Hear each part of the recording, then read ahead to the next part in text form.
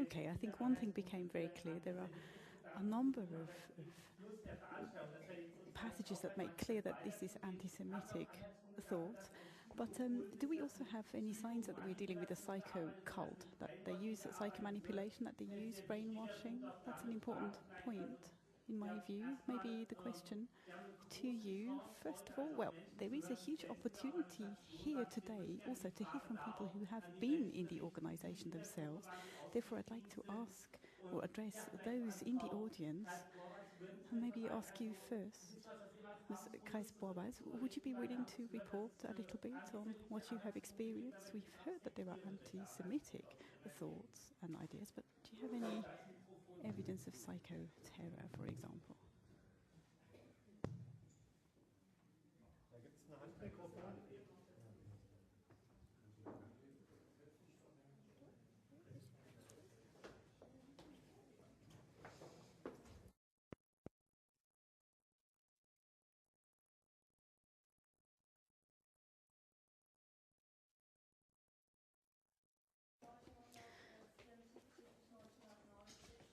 Okay, I was a member of the organization from 1974 to 1990.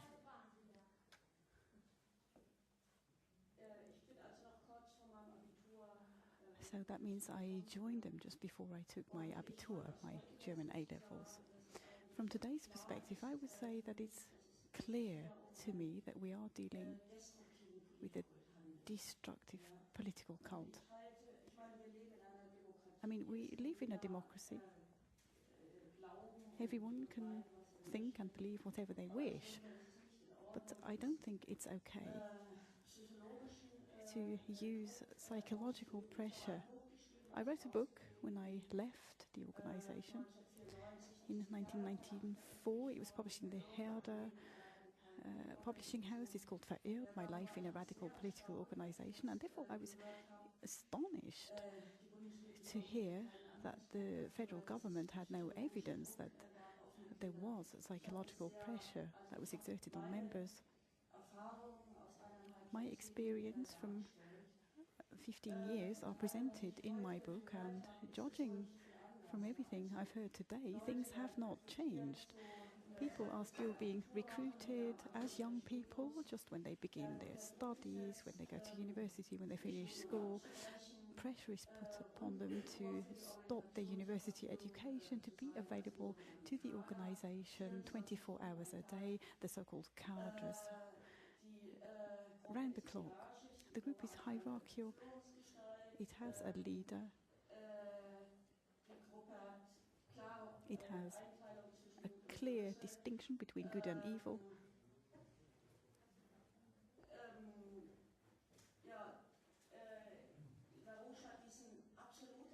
LaRouche has this claim to be absolutely right, starting from psychology to science to politics to history. You know, so he claims to have the ultimate truth on everything. So all these are features of a destructive cult.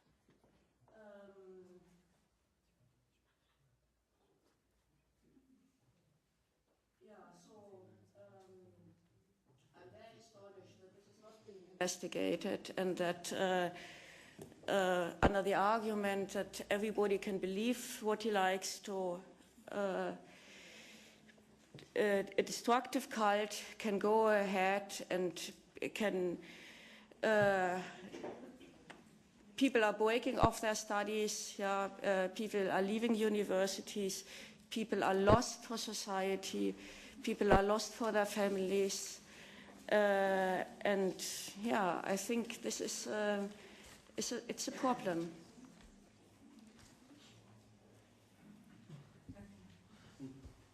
Ja, ich Thank you for that statement.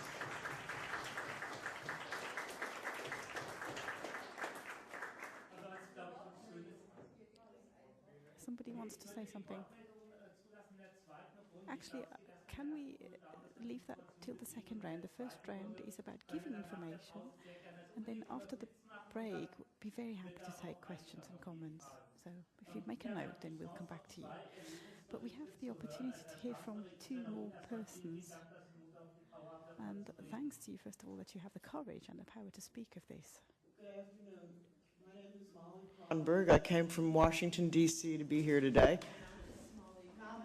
I've been a member of this organization all of my adult life until last year, and that's some length of time now. I joined in 1973, and I left in 2007. That's 34 years. I was in the leadership of the organization for 25 years on the National Committee. I knew Lyndon LaRouche quite well. I know the leadership of the organization quite well. And I can assure you that this is a brainwashing mechanism of a very profound and vicious nature. I saw my husband destroyed by this organization. I saw Lyndon LaRouche drive him crazy, and he committed suicide 18 months ago this week, precisely because of the brainwashing reign of terror that exists in the LaRouche organization, in the United States, in Europe, everywhere it appears. My husband was Jewish. He was also in the leadership of the organization. He was an extremely fine man. He was destroyed, belittled, humiliated repeatedly. I can prove this. It's in print. LaRouche's remarks are in print. Some of them are on tape. This was a case of driving a man to his death deliberately and then stepping back and saying it was a suicide, blaming it on me, just as the LaRouche organization and Lyndon LaRouche particularly have attempted to blame on Erica Duggan the death of her son.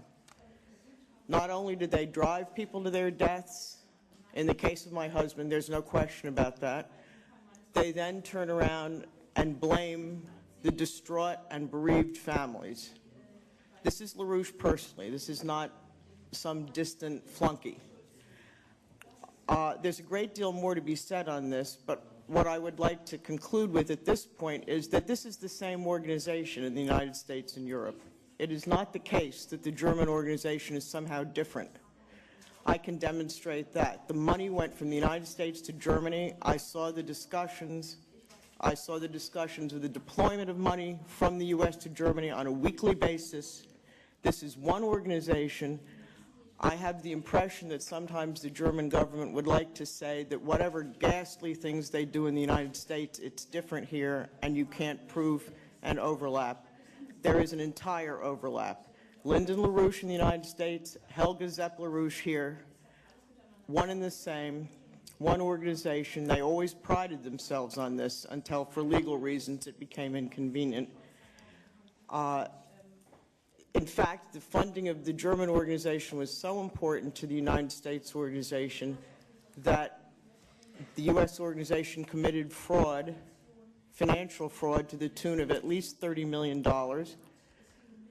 A number of people in the United States were tried. A number went to prison, including LaRouche, for the financial and mail fraud committed in order to fund, among other things, the German organization.